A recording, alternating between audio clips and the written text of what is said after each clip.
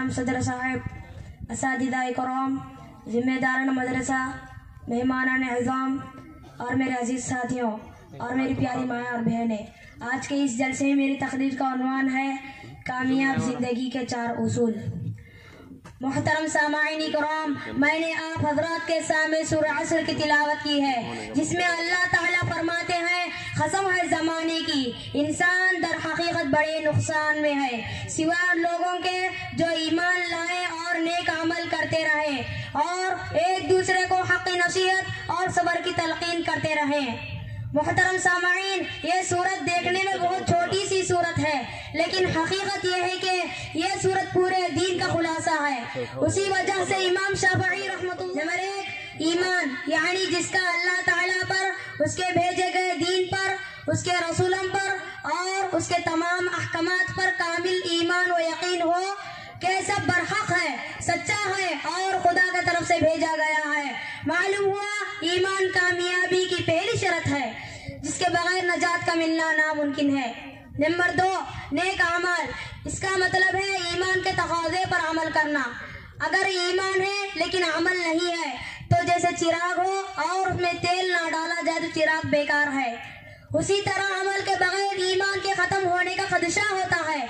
लिहाजा कामयाबी के लिए जरूरी है कि ईमान की मजबूती और उसकी हिफाजत के लिए नेक राह इख्तियार की जाए, अपने आप को अच्छे अमल से आरास्ता किया जाए।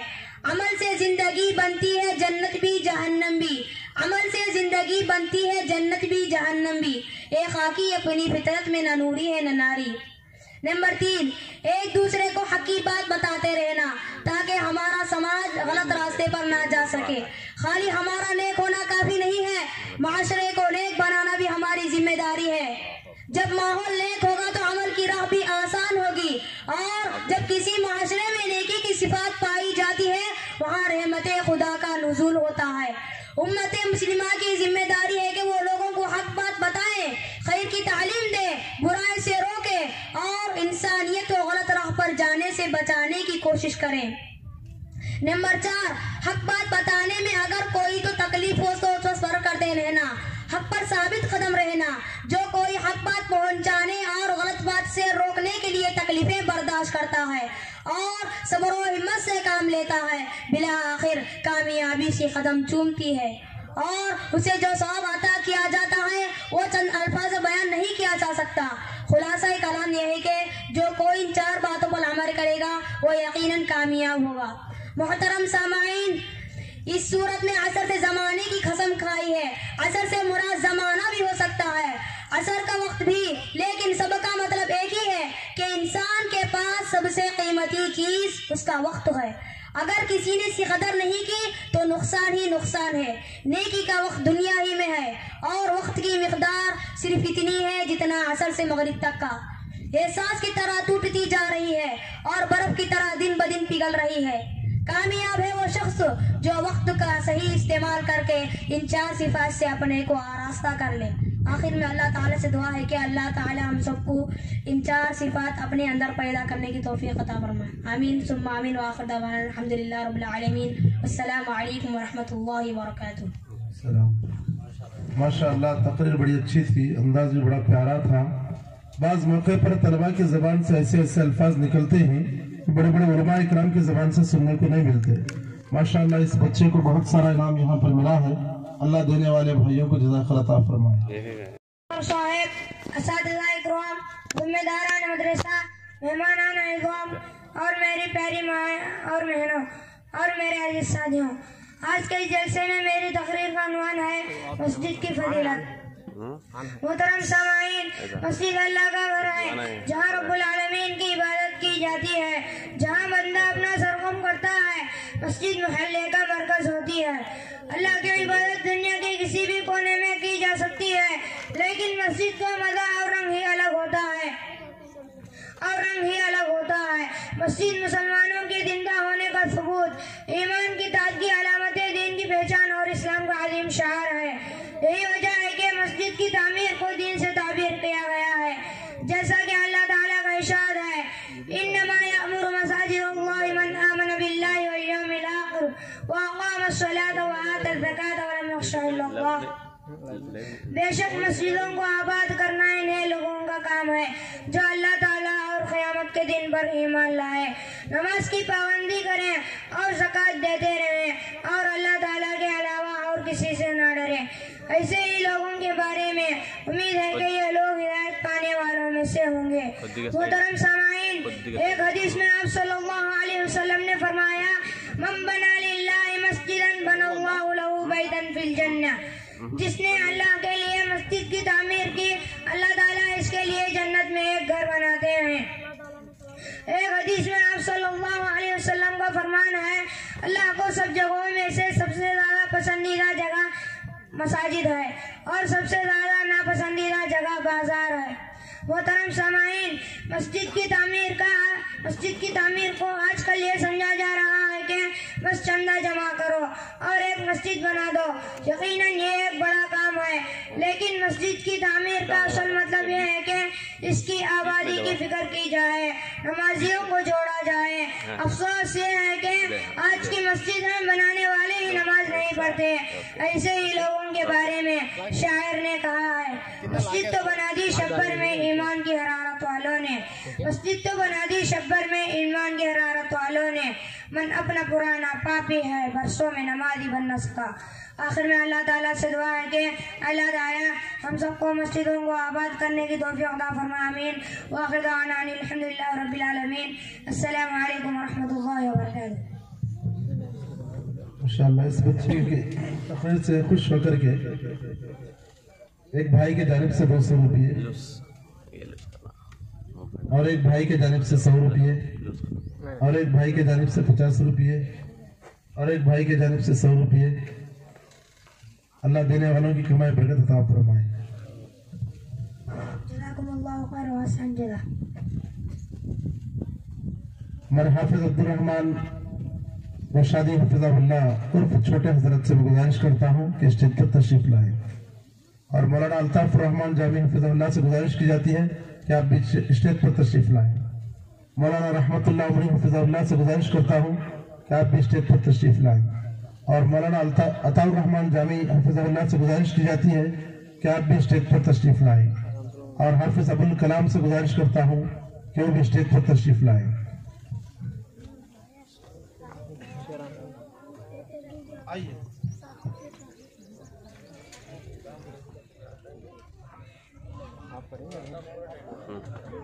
کفارہ کیا ہے، اس کا گناہ کیا ہے، اس سلسلے میں ہم ایک چھوٹے مقرر بتائیں گے۔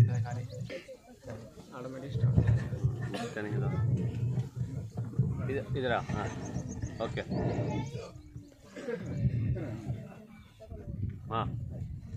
السلام علیکم ورحمۃ اللہ وبرکاتہ۔ محترم صدر صاحب، مہمانان اعظام، ذمہ داران مدرسہ، اساتذہ اکرام اور عزیز ساتھیوں، آج کے اس جلسے میں میری تقریر کا عنوان ہے جھوٹی قسم کا گناہ۔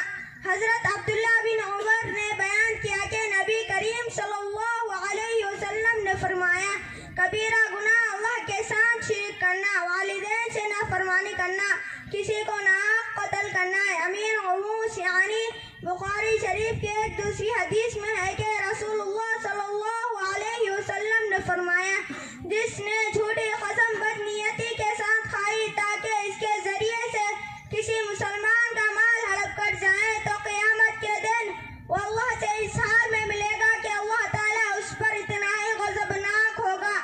آخر میں اللہ تعالیٰ سے دعا ہے کہ اللہ تعالیٰ ہم سب کو جھوٹے قسم کے گناہ سے بچنے کی توفیق دے، آمین ثم آمین۔ السلام علیکم ورحمۃ اللہ وبرکاتہ۔ ماشاءاللہ، اس بچے کے تقریر سے خوش ہو کر کے ایک بھائی کے جانب سے 100 روپیے انعام اور ایک بھائی کے جانب سے 150 روپیے۔ ماشاءاللہ، جزا انسان کی تخلیق کا مقصد۔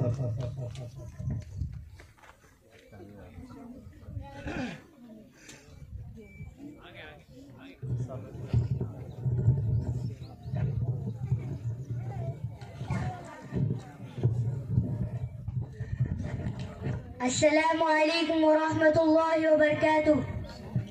محترم صدر صاحب، ذمہ داران مدرسہ، اساتذہ کرام اور میرے اسلامی بھائیوں اور ماؤں بہنوں، آج کے اس جلسے میں میری تقریر کا عنوان ہے انسان کی تخلیق کا مقصد۔ اللہ تعالیٰ نے انسان کو بیکار نہیں پیدا کیا۔ اللہ تعالیٰ نے فرمایا افحسبتم انما خلقناکم عبثا وانکم الینا لا ترجعون، کیا تم نے یہ سمجھ رکھا ہے ہم نے تمہیں بیکار پیدا کیا ہے اور یہ کہ تم ہماری طرف لوٹا ہی نہ جاؤ گے، بلکہ اللہ نے انسان اور جن کو اس لیے پیدا کیا ہے کہ وہ صرف ایک اللہ کی عبادت کرے۔ اللہ تعالیٰ نے فرمایا وَمَا خَلَقْتُ الْجِنَّ وَالْإِنسَ إِلَّا لِيَعْبُدُونَ، میں نے جن اور انسانوں کو اس لیے پیدا کیا ہے وہ صرف میری عبادت کرے۔ رسول اللہ صلی اللہ علیہ وسلم نے فرمایا حق اللہ علی عباد ان یعبدوہ ولا یشرکوا بہ شیئا، بندوں پر اللہ کا حق یہ ہے کہ وہ اللہ کی عبادت کرے اور اسی کے ساتھ کسی کو شریک نہ کرے۔ آخر میں اللہ تعالیٰ سے دعا ہے کہ اللہ تعالیٰ ہم تمام کو زندگی کے مقصد کو سمجھنے اور اس کی عبادت کرنے کی توفیق دے، آمین ثم آمین، وآخر دعوانا ان الحمدللہ رب العالمین۔ اللہ آپ لوگ بچوں کی بڑی اچھی ہمت افزائی کر رہے ہیں، آپ جس طرح اپنے بچوں کو نواز رہے ہیں اللہ تعالیٰ آپ کو بھی نوازے۔ شیخ آدم بن شیخ نذیر احمد، ان کا عنوان ہے ذکر اللہ کی فضیلت۔ السلام علیکم ورحمۃ اللہ وبرکاتہ، نحمده ونصلي على رسوله الكريم، اما بعد فاعوذ باللہ من الشیطان الرجیم، بسم اللہ الرحمن الرحیم، الا بذکر اللہ تطمئن القلوب۔ محترم صدر صاحب، اساتذہ اکرام، ذمہ داران مدرسہ، مہمانان عوام، میری پیاری مائیں اور بہنیں اور میرے عزیز ساتھیوں، آج کے اس جلسے میں میری تقریر کا عنوان ہے ذکر الہی کی فضیلت۔ محترم سامعین، اللہ تعالیٰ نے فرمایا فاذکرونی اذکرکم واشکروا لی ولا تکفرون، یعنی تم مجھے یاد کرو میں تمہیں یاد کروں گا، تم میرا شکر بجا لاؤ نہ شکر بن نہ کرو۔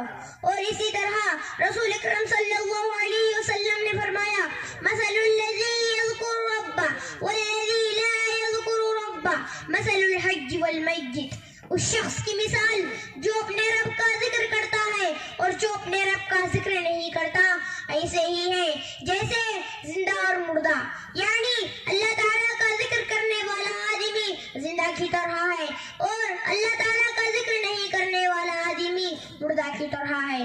محترم سامعین، اللہ تعالیٰ کا ارشاد ہے الذین آمنوا وتطمئن قلوبهم بذکر اللہ، جو لوگ ایمان لائے ان کے دل اللہ کے ذکر سے مطمئن ہو۔ الا بذکر اللہ تطمئن القلوب، سنو اللہ کے ذکر سے دلوں کو سکون نصیب ہوتا۔ ہر مسلمان کو چاہیے کہ وہ ہر وقت اللہ کے ذکر سے اپنی زبان کو تر رکھے۔ کسی شاعر نے کیا یہ خوب کہا، نہ دنیا سے نہ دولت سے نہ گھر آباد کرنے سے، نہ دنیا سے نہ دولت سے نہ گھر آباد کرنے سے، تسلی دل کو ملتی ہے خدا کو یاد کرنے سے۔ آخر میں اللہ تعالیٰ سے دعا ہے کہ اللہ تعالیٰ ہم سب کو زیادہ سے زیادہ تیرا ذکر کرنے کی توفیق عطا فرما، آمین ثم آمین، وآخر دعوانا الحمدللہ رب العالمین۔ السلام علیکم ورحمۃ اللہ وبرکاتہ۔ ان کا عنوان ہے سلام کی فضیلت۔ السلام علیکم ورحمۃ اللہ وبرکاتہ، الحمدللہ رب العالمین والصلاة والسلام علی رسول الکریم، اما بعد قال النبی صلی اللہ علیہ وسلم افشوا السلام بینکم۔ محترم صدر صاحب، مہمان نظام، ذمہ داران مدرسہ، اساتذہ اکرام، میرے عزیز ساتھیوں، آج کے اس جلسے میں میری تقریر کا عنوان ہے سلام کی فضیلت۔ دنیا میں ہر قوم کا یہ دستور ہے کہ جب آپس میں ایک دوسرے سے ملاقات کرتی ہے تو پہلے کچھ جملے بولتی ہے۔ تو ملاقات کا ایک طریقہ ہے، کوئی نمستے کہتا ہے، کوئی پرنام کہتا ہے، کوئی گڈ مارننگ کہتا ہے اور کوئی کچھ کہتا ہے۔ غرض ہر قوم کا ملنے کا انداز الگ ہے اور ملاقات کے وقت بولے جانے والے الفاظ بھی الگ الگ ہیں، مگر اسلام میں ملاقات کا جو آداب سکھایا ہے، حقیقت یہ ہے کہ اس سے زیادہ پیارا طریقہ، بہترین انداز کسی کو مذہب میں نہیں پایا جاتا۔ جب ہم کسی سے ملاقات کرتے ہیں تو کہتے ہیں السلام علیکم ورحمۃ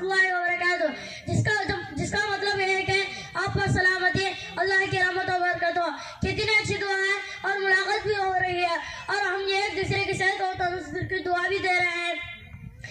ایک حدیث میں آپ صلی اللہ علیہ وسلم نے فرمایا سلام اللہ تعالیٰ کے ناموں میں سے ہے جسے اس نے زمین پر اتارا ہے، لہٰذا اسے آپس میں پھیلاؤ، کیونکہ جب کوئی مسلمان آگے بڑھ کر سلام کرتا ہے تو اس کے سامنے والے جواب دیتے ہیں، تو ان پر سلام یاد کرنے والا تو ان پر سلام یاد لانے کی وجہ سے ایک درجہ فضیلت حاصل ہوتی ہے، لیکن اگر وہ لوگ اس سلام کو جواب نہ دے تو ان سے افضل یعنی فرشتے اس سلام کو جواب دیتے ہیں۔ محترم سامعین، قرآن میں اللہ تعالیٰ نے سلام کو مبارک اور طیب فرمایا اور فرمایا کہ جنتی آپس میں ملاقات کریں گے تو ان کی زبان پر سلام ہی سلام ہوگا۔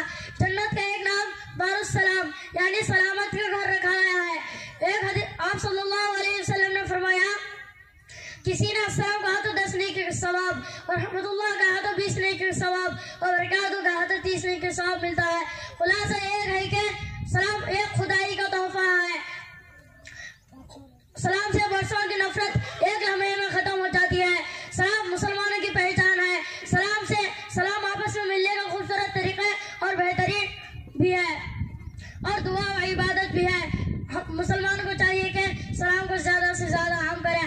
آخر میں اللہ تعالیٰ سے دعا ہے کہ اللہ تعالیٰ ہم سب کو سلام کو پھیلانے کی توفیق عطا فرمائے، آمین ثم آمین، وآخر دعوانا الحمدللہ رب العالمین، والسلام علیکم ورحمۃ اللہ وبرکاتہ۔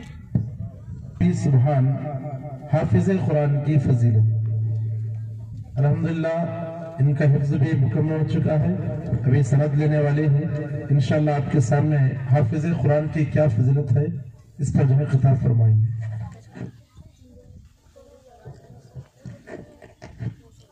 السلام علیکم ورحمۃ اللہ وبرکاتہ۔ نحمده ونصلي على رسوله الكريم، اما بعد فاعوذ باللہ من الشیطان الرجیم، بسم اللہ الرحمن الرحیم، انا نحن نزلنا الذکر وانا له لحافظون۔ محترم صدر صاحب، اساتذہ کرام، ذمہ داران مدرسہ، مہمانان نظام، خواتین اسلام، عزیز ساتھیوں، آج کے اس جلسے میں میری تقریر کا عنوان ہے حافظ قرآن کی فضیلت۔ محترم سامعین، جتنی بھی آسمانی کتب نازل ہوئے ان تمام کتابوں میں سب سے عظمت اور فضیلت والی کتاب، خیر و برکت سے مالا مال، ہدایت اور حکمت سے لبریز، شک و شبہ بلا تر حق و باطل میں فرق کرنے والی جہالت اور اندھیروں سے نکال کر توحید کے نور سے منور کرنے والی، ایمان لانے والے کو جنت کی بشارت بتانے والی اور انکار کرنے والے کو جہنم سے ڈرانے والی، جہنم سے ڈرانے والی اتنی عظمت والی کتاب اگر کسی نے حفظ کر لیا، اس کی عظمت قدر و منزلت کا کیا کہنا۔ محترم سامعین، دنیا میں اگر کوئی کامیابی حاصل کرتا ہے تو اس کو انعام سے نوازا جاتا، مگر حافظ قرآن کا مقام و مرتبہ دیکھیے،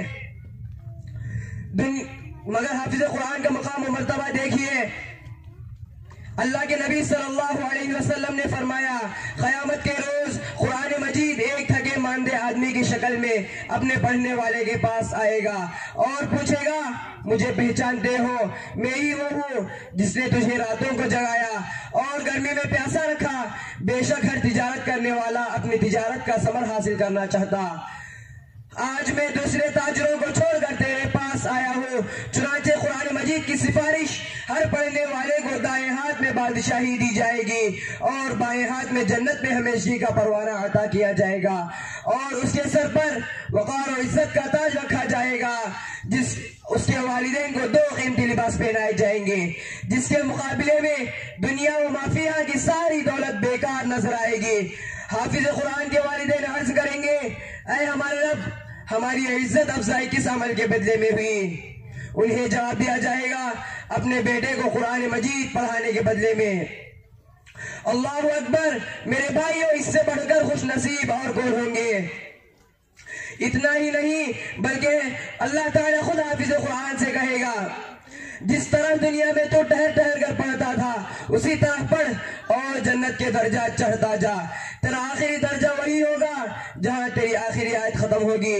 میرے بھائیوں، بڑے خوش نصیب ہیں وہ لوگ جنہوں نے قرآن مجید کو حفظ کر لیا، اور بڑے خوش نصیب ہیں وہ والدین اللہ تعالیٰ اپنی اولاد کو حافظ قرآن بنایا، پر قیامت کے دن قیمتی لباس پہنائے جائیں گے۔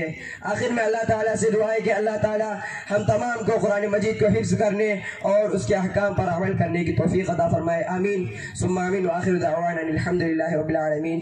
السلام علیکم ورحمۃ اللہ وبرکاتہ۔ واسع بن عبد الباری، ان کا عنوان ہے جہنم کا منظر۔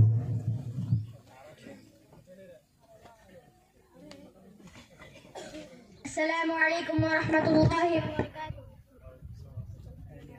نحمده ونصلي على رسوله الكريم، اما بعد فاعوذ بالله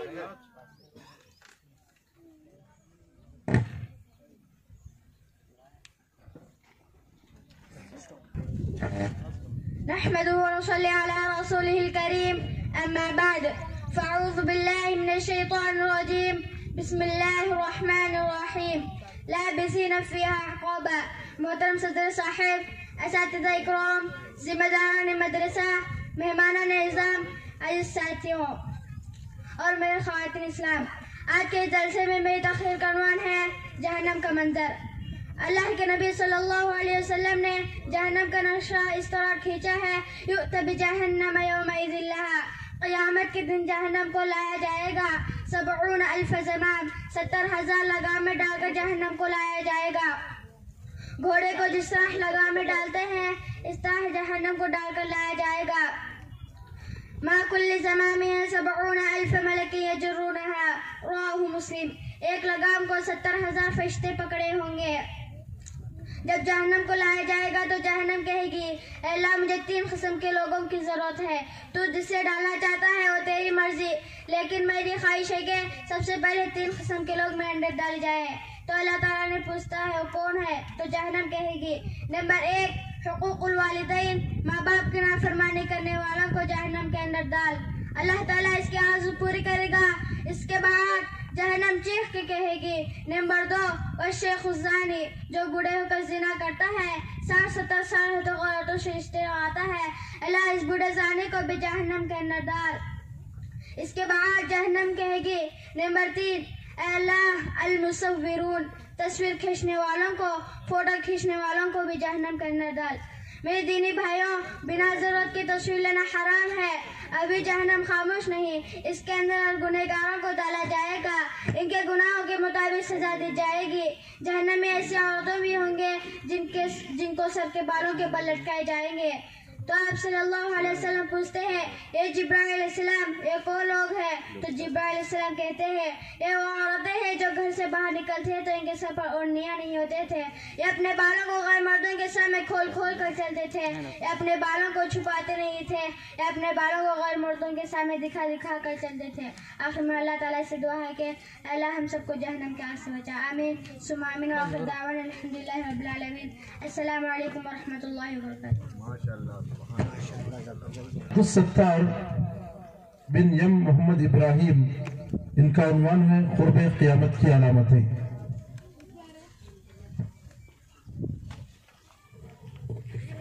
بھائی کسی کی گاڑی میں سم تھا، یہ موبائل جس کا بھی ہے وہ آ کر کے لے جائیں۔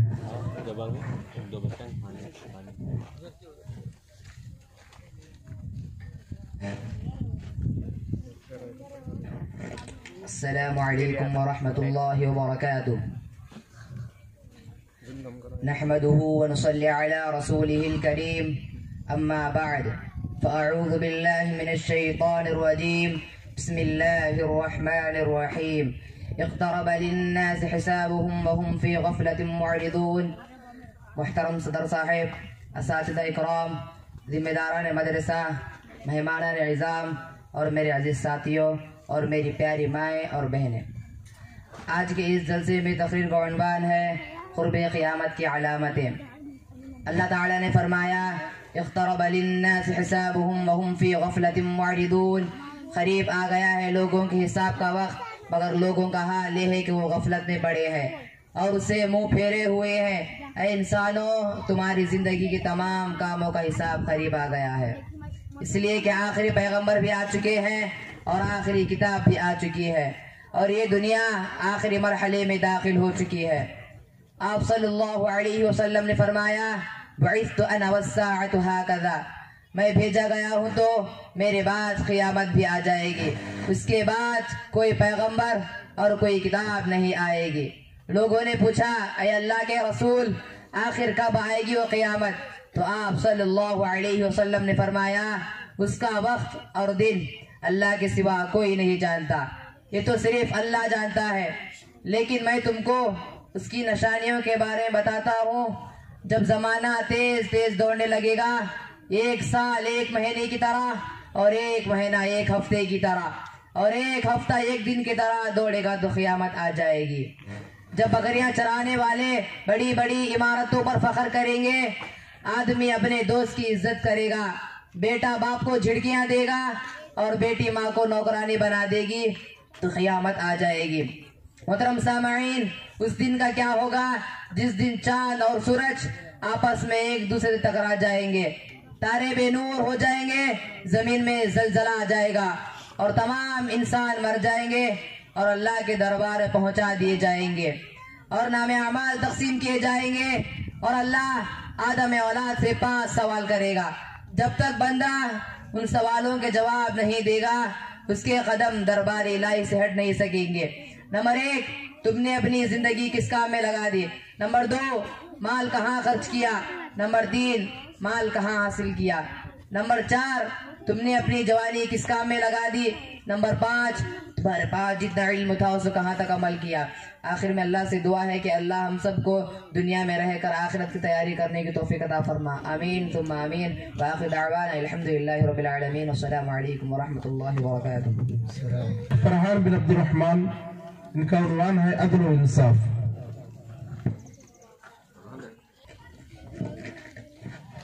السلام علیکم ورحمۃ اللہ وبرکاتہ۔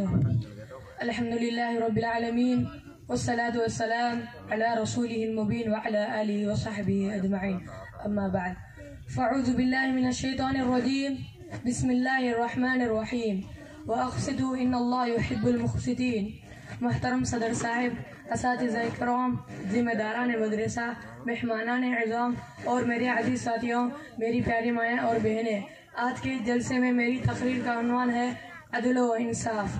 محترم سامعین، اسلام بہت انصاف پسند مذہب ہے۔ اسلام کسی بھی قسم کے ظلم کو برداشت نہیں کرتا۔ یہاں انصاف کے معاملے میں کالے گورے کا فرق نہیں دیکھا جاتا، رنگ و نسل کا اعتبار نہیں کیا جاتا، حسب و نسب کی حیثیت نہیں دیکھی جاتی۔ جو بھی فیصلہ ہوگا وہ انصاف کی بنیاد پر ہوگا، حق کے مطابق ہوگا۔ اس میں نہ تو امیر کی امیری دیکھی جاتی ہے، نہ غریب کی غربت سے رحم کھا کر انصاف کے دامن کو چھوڑا جا سکتا ہے۔ قرآن مجید میں اللہ تعالیٰ کا ارشاد ہے، ان اللہ یأمر بالعدل والاحسان وایتاء ذی القربى، بے شک اللہ تعالیٰ عدل و انصاف، احسان و سلوک اور رشتہ داروں کو کچھ دینے کا حکم دیتا ہے۔ ایک جگہ فرمایا وَأَقْسِطُوا إِنَّ اللَّهَ يُحِبُّ الْمُقْسِطِينَ، اور انصاف کرو، بے شک اللہ تعالیٰ انصاف کرنے والوں کو پسند فرماتا ہے۔ ایک جگہ ارشاد ہے وَإِذَا قُلْتُمْ فَعْدِلُوا وَلَوْ كَانَ ذَا قُرْبَى، جب بات کہو تو انصاف کی کہو، خواہ وہ تمہارے رشتہ داروں قریبی کیوں نہ ہو۔ انصاف کا معاملہ چاہے اپنی ذات سے ہو چاہے کسی قریبی رشتہ داروں سے ہو، فیصلہ حق کے مطابق ہی ہوگا۔ سورہ نساء آیت نمبر 125 میں حکم خداوندی ہے، اے ایمان والو انصاف پر خوب قائم رہنے والے اور اللہ کے لیے سچی گواہی دینے والے بنو، اگرچہ گواہی تمہاری اپنی ہی ذات کے خلاف ہو یا یہ کہ وہ تمہارے والدین یا دوسرے رشتہ داروں کے خلاف ہو، یا یہ کہ وہ تمہارے والدین یا دوسرے رشتہ داروں کے خلاف ہو۔ لہذا تم اپنی خواہش نفس کی پیروی نہ کرو کہ کبھی تم حق سے ہٹ جاؤ۔ حضرات، عدل و انصاف کے بارے میں قرآن کی ان وضاحتوں کے بعد حضور پاک صلی اللہ علیہ وسلم کا یہ ارشاد گرامی بھی سن لیے۔ آپ نے فرمایا ان المقسطین عند اللہ علی منابر من نور، انصاف کرنے والے اللہ کے نزدیک نور کے ممبروں پر ہوں گے، یعنی اللہ پاک ان کا اعزاز و اکرام فرمائیں گے۔ ایک دوسری حدیث میں ہے کہ قیامت کے دن جس 7 لوگوں کو عرش کے سائے میں جگہ دی جائے گی، ان میں ایک وہ بادشاہ بھی ہے جو انصاف کرنے والا ہو۔ محترم دوستوں، حضرت عمر رضی اللہ عنہ کا انصاف تو آپ جانتے ہی ہوں گے. آپ نے عدل و انصاف کی وہ مثال قائم کی ہے جس کی مثال دنیا لعنت سے قاصر ہے. چنانچہ مروی ہے کہ قیصر بادشاہ روم کا ایک قاصد مدینہ آیا. لوگوں سے پوچھا تمہارا بادشاہ کہاں ہے؟ لوگوں نے کہا ہمارا بادشاہ نہیں ہوتا، ہمارا تو امیر ہوتا ہے اور وہ شہر سے باہر گیا ہوا ہے. وہ قاصد آپ کی تلاش میں باہر نکلا، دیکھا کہ ایک جگہ درہ سرہانے رکھ کر ریت پر لیٹے ہوئے ہیں. وہ شخص یہ منظر دیکھ کر دنگ رہ گیا اور سوچنے لگا کیا یہی وہ شخص ہے جس سے قیصر و کسریٰ کے بادشاہ کانپتے ہیں؟ اس کی زبان سے بے سخت نکلا عمر تم نے لوگوں کے ساتھ انصاف کیا ہے، اس لیے اس قدر امن سے ہو. ضرورت ہے کہ ہمارے معاشرے میں انصاف قائم ہو، ظلم کا خاتمہ ہو، مظلوموں کے ساتھ انصاف ہوتا کہ ہمارے ملک امن و سکون کا گوارا بن سکے اور ہر طرف چین ہی چین ہو. اللہ تعالیٰ سے دعا ہے کہ وہ ہر معاملے میں انصاف کا دامن تھامنے کی توفیق عطا فرما. آمین. آخر میں اللہ تعالیٰ سے دعا ہے کہ اللہ تعالیٰ ہم سب کو عدل و انصاف کی زندگی گزارنے کی توفیق عطا فرما. آمین ثم آمین. وآخر دعوانا ان الحمد للہ رب العالمین. السلام علیکم ورحمۃ اللہ وبرکاتہ. وعلیکم السلام ورحمۃ اللہ. نندی پور کے ہی اسی بھائی نے پوچھا کہ بچہ کہاں کا ہے، کس کا ہے، تو پہچان کے لیے بول رہا ہوں کہ گورنر عبد المنان کے پوترے اور عبد الرحمن کے فرزند ہیں. الحمدللہ 1200 روپے تک ان کو انعام جمع ہو چکا ہے.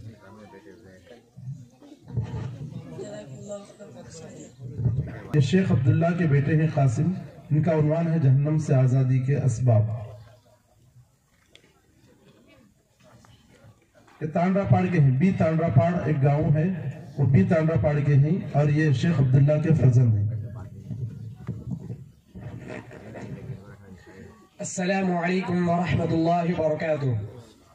نحمده ونصلي على رسوله الكريم اما بعد فاعوذ بالله من الشيطان الرجيم بسم الله الرحمن الرحيم. كلما نضجت جلودهم بدلناهم جلودا غيرها ليذوقوا العذاب. محترم صدر صاحب، اساتذہ کرام، ذمہ داران مدرسہ، مہمانان نظام، خواتین اسلام اور میرے عزیز ساتھیوں، آج کے اس جلسے میں میری تقریر کا عنوان ہے جہنم سے آزادی کے اسباب. جب گرمی کا موسم آتا ہے تو ہر انسان پریشان ہو جاتا ہے. گرمی سے بچنے کے مختلف تدابیر اختیار کرتا ہے. دنیا کی گرمی انسان کے لیے اس قدر ناقابل برداشت ہے. محترم سامعین، دنیا کی یہ آگ دراصل جہنم کی آگ اور اس کی گرمی کی ایک جھلک ہے. آپ صلی اللہ علیہ وسلم نے فرمایا تمہاری یہ آگ جسے تم جلاتے ہو جہنم کی آگ کا 17واں حصہ ہے. صحابہ نے پوچھا انسان کو جلانے کے لیے یہی آگ کافی تھی؟ آپ صلی اللہ علیہ وسلم نے فرمایا اس کے باوجود اس کو 69 درجہ برتری دی گئی ہے. محترم سامعین، دنیاوی آگ میں انسان ایک مرتبہ جل کر ختم ہو جاتا ہے، مگر جہنم کی آگ میں انسان کا جسم ختم نہیں ہوتا، بلکہ عذاب کا مزہ چکانے کے لیے اس کا جسم اور جسم کا چمڑا بدلایا جاتا ہے. جیسا کہ اللہ تعالیٰ کا ارشاد ہے کلما نضجت جلودهم بدلناهم جلودا غیرها ليذوقوا العذاب. جب بھی ان کے چمڑے پک جائیں گے ہم ان کے چمڑوں کو بدل دیں گے تاکہ وہ عذاب کا مزہ چکیں. یہ ہے جہنم کی ایک عذاب کی حقیقت، ورنہ اور اس میں بہت سے خطرناک اور عذابات ہیں جن کے تصور سے ہی انسان کے رونگٹے کھڑے ہو جاتے ہیں. اس لیے ہر انسان کو چاہیے کہ وہ جس طرح یہاں کی گرمی سے بچنے کی کوشش کرتا ہے اس سے کہیں زیادہ جہنم کی آگ اور اس کے عذابات سے بچنے کی فکر کریں.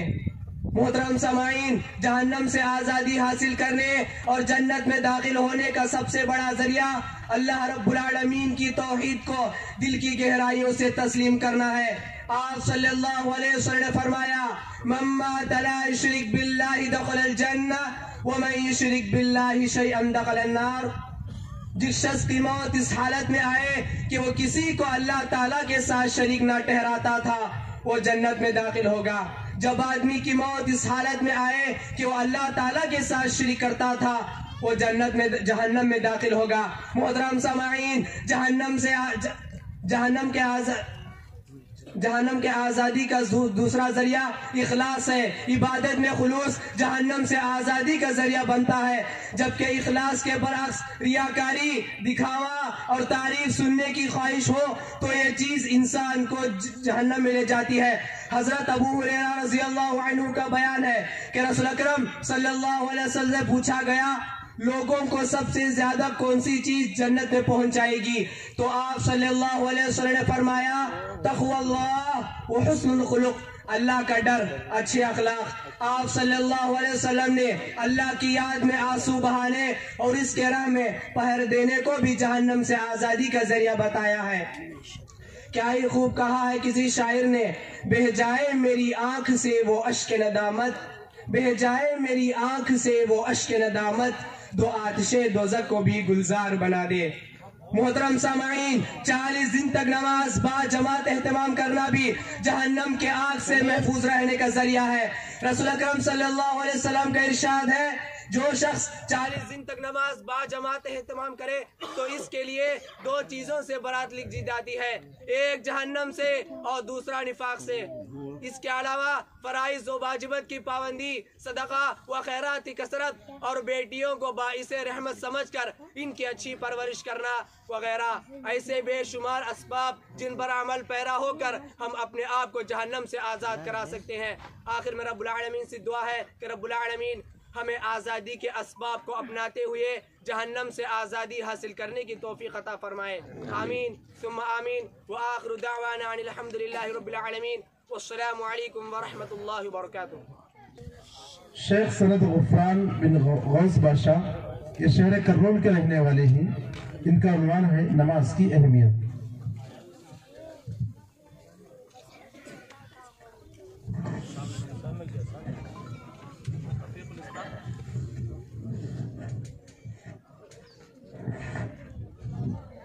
السلام علیکم ورحمۃ اللہ وبرکاتہ. نحمده ونصلي على رسوله الكريم اما بعد فاعوذ بالله من الشيطان الرجيم بسم الله الرحمن الرحيم واقيموا الصلاة ولا تكونوا من المشركين. محترم صدر صاحب، ذمہ دارانہ مدرسہ، اساتذہ اکرام، مہمانان عظام اور میری پیاری مائیں اور بہنیں اور میرے عزیز ساتھیوں، خواتین اسلام، آج کے اس جلسے میں میری تقریر کا عنوان ہے نماز کی اہمیت. محترم سامعین، نماز اسلام کی بنیادی ارکان میں سے ایک اہم رکن ہے، عبادت میں اہم ترین عبادت ہے. قرآن مجید میں 80 سے زائد مقامات پر نماز کا ذکر آیا ہے.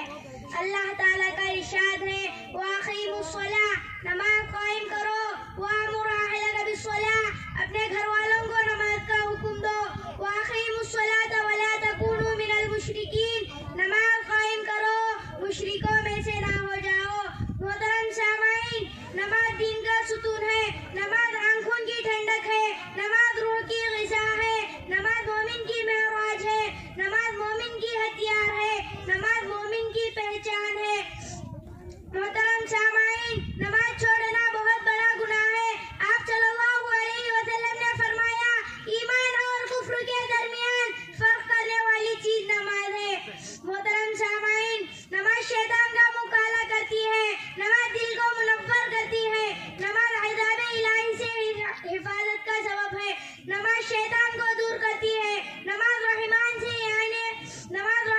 یعنی نزدیکی پیدا کرتی ہے. آخر میں اللہ تعالیٰ سے دعا ہے کہ اللہ تعالیٰ ہم سب کو خوب نماز کا اہتمام کرنے کی توفیق عطا فرمائے. آمین ثم آمین. وآخر دعوانا ان الحمدللہ رب العالمین والسلام علیکم ورحمۃ اللہ وبرکاتہ.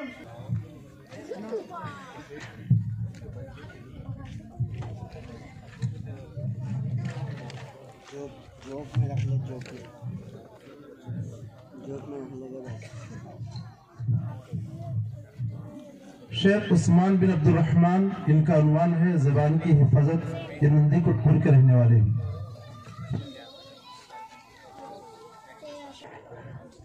السلام علیکم ورحمۃ اللہ وبرکاتہ. نحمده ونصلي على رسوله الكريم اما بعد فأعوذ بالله من الشيطان الرجيم بسم الله الرحمن الرحيم ما يلفظ من قول إلا لديه رقيب عتيد. محترم صدر صاحب، اساتذہ کرام، ذمہ داران مدرسہ، مہمانان عظام، میرے عزیز ساتھیوں، آج کے اس جلسے میں میری تقریر کا عنوان ہے زبان کی حفاظت۔ زبان یہ دیکھنے میں بہت سی چھوٹی چیز ہے، لیکن اس کا اثر بہت دیر اور بہت دور تک ہوتا ہے۔ اس کی ذرا سی حرکت میں کچھ کا کچھ ہوتا ہے۔ کسی کو گالی دے دو یا غصہ کی کوئی بات کہہ دو، وہ مرنے اور مارنے کو تیار ہو جاتا ہے۔ کبھی ایسا ہوتا ہے کہ زبان سے کوئی جملہ نکلا اور پوری قوم تباہ ہو جاتی ہے، خون خرابہ ہو جاتا ہے، برسوں کی محبت ختم ہو جاتی ہے۔ غرض زبان ایک ایسی چیز ہے جس کا صحیح استعمال بہت فائدہ مند ہے، وہی اس کا غلط استعمال بہت بڑے نقصان کا سبب ہوتا ہے۔ حکیم لقمان سے اس کے مالک نے کہا کہ بکری کے جسم میں جو سب سے اچھی چیز ہے وہ لاؤ، تو حکیم لقمان زبان کاٹ کر لائی اور بتایا یہ اگر اچھی ہے تو سارا جسم اچھا ہے، اگر یہ بگڑ جائے تو سارا جسم بیکار ہے۔ اسی لیے رسول اللہ صلی اللہ علیہ وسلم نے فرمایا صبح سویرے بدن کا ہر حصہ زبان سے کہتا ہے کہ خدا تیرے ٹھیک چلنا اور تیرے ٹھیک رہنے سے ہم سب کی خیر ہے، تو اگر بگڑی تو ہم سب پر مصیبت آتی ہے۔ محترم سامعین، زبان انسان کی شخصیت کا آئینہ دار ہے۔ جب آدمی اپنی زبان سے کوئی بات بولتا ہے تو پتہ چلتا ہے کہ یہ شریف یا اچھا یا برا۔ آپ رسول اللہ صلی اللہ علیہ وسلم نے زبان کی حفاظت کی بہت تاکید فرمائی ہے۔ آپ رسول اللہ صلی اللہ علیہ وسلم نے فرمایا زبان کو روکنا بہت بڑی عبادت ہے۔ آپ صلی اللہ علیہ وسلم نے فرمایا جو اللہ تعالیٰ اور آخرت کے دن پر ایمان رکھتا ہو تو اسے چاہیے کہ وہ اچھی بات کہے یا خاموش رہے۔ آپ صلی اللہ علیہ وسلم نے فرمایا من صمت نجا، جو چپ رہا اس نے نجات پائی۔ ایک دفعہ آپ نے ایک صحابی حضرت معاذ رضی اللہ عنہ سے فرمایا اس سے ڈرتے رہنا۔ حضرت معاذ نے کہا یا رسول اللہ زبان سے کیا ڈرنا؟ آپ رسول اللہ صلی اللہ علیہ وسلم نے فرمایا معاذ تم جانتے نہیں ہو کہ اس کی کرتوتوں سے انسان دوزخ میں پہنچ جاتا ہے۔ مقولہ مشہور ہے ایک چپ ہزار سوت، لہذا جب کوئی بات کرنی ہو تو پہلے سوچ لینی چاہیے، پھر بولنی چاہیے کہ ہماری باتوں سے کسی کا نقصان نہ ہو اور کسی کا دل نہ ٹوٹے۔ تیر و تلوار کا زخم لگ جائے تو اس کا بھرنا ناممکن ہے، لیکن زبان کے تیر سے لگنے والا زخم کبھی نہیں بھرتا۔ آخر میں اللہ تعالیٰ سے دعا ہے کہ اللہ تعالیٰ ہم سب کی زبانوں کی حفاظت فرمائے، آمین ثم آمین۔ وآخر دعوانا ان الحمد للہ رب العالمین، والسلام علیکم ورحمۃ اللہ وبرکاتہ۔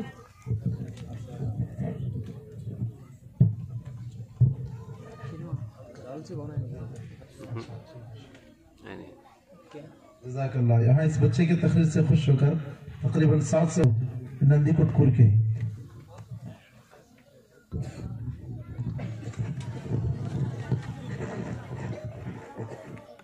السلام علیکم ورحمۃ اللہ وبرکاتہ۔ نحمده ونصلي على رسوله الكريم، اما بعد فاعوذ باللہ من الشیطان الرجیم، بسم اللہ الرحمن الرحیم۔ وقضى ربك ألا تعبدوا إلا إياه وبالوالدين إحسانا إما يبلغن عندك الكبر أحدهما أو كلاهما فلا تقل لهما أف ولا تنهرهما وقل لهما قولا كريما۔ وقال النبي صلى الله عليه وسلم رضا الرب في رضا الوالد وسخط الرب في سخط الوالد۔ محترم صدر صاحب، اساتذہ اکرام، ذمہ داران مدرسہ، مہمانان اعظام، خواتین اسلام اور میرے عزیز ساتھیوں، آج کے اس جلسے میں میری تقریر کا عنوان ہے والدین کے ساتھ حسن سلوک۔ دنیا کی بے شمار نعمتوں میں سے ایک نعمت والدین ہے۔ والدین کی اہمیت ان لوگوں سے پوچھئے جن کے والدین یا دونوں میں سے کوئی ایک نہ ہو۔ اللہ تعالیٰ کے بعد انسان پر سب سے زیادہ حق ماں باپ کا ہی ہے۔ ماں باپ کی اہمیت و عظمت کا اندازہ اس بات سے لگایا جا سکتا ہے کہ قرآن مجید میں جگہ جگہ اللہ تعالیٰ کے حق کے بعد والدین کے ساتھ حسن سلوک کی تعلیم دی گئی ہے، اور اللہ تعالیٰ کے شکر گزاری کے ساتھ والدین کی شکر گزاری کی تاکید کی گئی ہے، جیسا کہ سورہ بنی اسرائیل میں فرمایا وَقَضَىٰ رَبُّكَ أَلَّا تَعْبُدُوا إِلَّا إِيَّاهُ وَبِالْوَالِدَيْنِ إِحْسَانًا إِمَّا يَبْلُغَنَّ عِندَكَ الْكِبَرَ أَحَدُهُمَا أَوْ كِلَاهُمَا فَلَا تَقُل لَّهُمَا أُفٍّ وَلَا تَنْهَرْهُمَا وَقُل لَّهُمَا قَوْلًا كَرِيمًا۔ اور تیرے رب نے یہ فیصلہ کر دیا ہے کہ تم اس کے سوا کسی کو مت پوجو اور ماں باپ کے ساتھ بھلائی کرو۔ اگر ان میں سے ایک یا دونوں بڑھاپے کو پہنچ جائے تو ان کو اف بھی مت کہو اور نہ ان پر خفا ہو اور نہ ان کو جھڑکو، اور ان سے ادب عزت سے بات چیت کرو اور ان کے لیے اطاعت کا باز بچھا دو۔ محترم حاضرین، اس دنیا میں بچہ جب آنکھ کھولتا ہے تو وہ گوشت پوست کا ایک ننھا سا وجود ہوتا ہے جس میں نہ بولنے کی قوت ہوتی ہے اور نہ کسی کام کی سکت۔ ایسے وقت میں والدین کا سایہ شفقت اس کے لیے ایک بڑی نعمت ثابت ہوتی ہے۔ اچھی طریقے سے اس کی پرورش کرتے ہیں۔ جب وہ اپنے شعور کی منزل کو پہنچتا ہے تو اسے احساس نظر آتا ہے کہ اسے اس مقام تک پہنچانے والے اس کے والدین ہیں۔ ایسے وقت چاہیے کہ تم اپنے ماں باپ کے لیے دعائیں خیر کریں اور ان کی خدمت کریں، جیسا کہ اللہ تعالیٰ کا ارشاد ہے وَاخْفِضْ لَهُمَا جَنَاحَ الذُّلِّ مِنَ الرَّحْمَةِ وَقُلْ رَبِّ ارْحَمْهُمَا كَمَا رَبَّيَانِي صَغِيرًا، اور کہو اے پروردگار تو ان کی کمزوری پر ایسا ہی رحم فرما جس طرح انہوں نے میرے بچپن میں مجھے مہربانی سے پالا پوسا ہے۔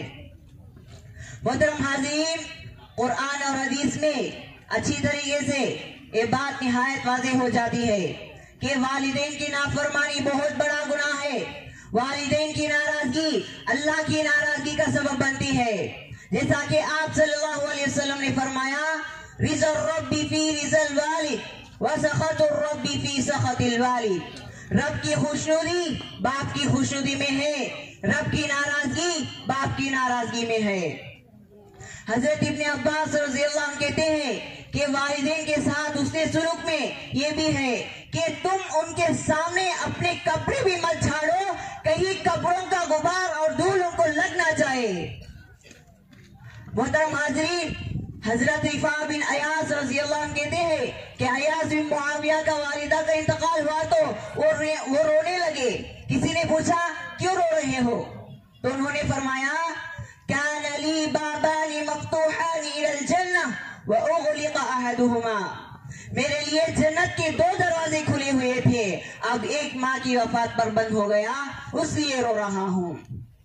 جس قدر خوش قسمت ہے وہ لوگ جن کے والدین زندہ ہے اور وہ ان کے ساتھ اس نے سلوک کا معاملہ کرتے ہیں، اور سعادت مند ہے وہ اولاد جو ہر حال میں اپنے والدین کے ساتھ اس نے سلوک کرتے ہیں اور ان کے احترام کرتی ہیں اور ان کے لیے جنت کے دو دروازے کھلے ہوتے ہیں۔ محترم حاضرین، حضرت ابن عمر رضی اللہ عنہ کہتے ہیں حضرت ابن عمر رضی اللہ عنہ سے کسی نے پوچھا کہ میں خراسان سے اپنے والدہ کو اپنے کندھے پر اٹھایا اور بیت اللہ لایا اور اسی طرح کندھے پر اٹھا کر حج کروایا، کیا میں نے اپنی ماں کا حق ادا کیا؟ تو ابن عمر رضی اللہ عنہ کہتے ہیں نہیں، ہرگز نہیں، یہ سب تو ماں کے اس ایک چکر کے برابر بھی نہیں جب تجھے اس نے پیٹ میں رکھ کر لگایا تھا۔ خوش نصیب ہے وہ لوگ جن کے ماں باپ زندہ ہیں اور ان کی خدمت کرتی ہیں اور مال کے ساتھ اور جان کے ساتھ ان کے ساتھ اچھا سلوک کر کے دعائیں لے کر دنیا آخرت سنوار لیتے ہیں۔ اور بد نصیب ہے وہ لوگ جو بیویوں کے پیچھے لگ کر ماں باپ کے ساتھ برا سلوک کرتے ہیں۔ آخر میں اللہ تعالیٰ سے دعا ہے کہ اللہ تعالیٰ ہم سب کو ماں باپ کی خدمت کرنے کی توفیق عطا فرمائے، آمین ثم آمین۔ وآخر دعوانا الحمدللہ رب العالمین۔ السلام علیکم ورحمۃ اللہ وبرکاتہ۔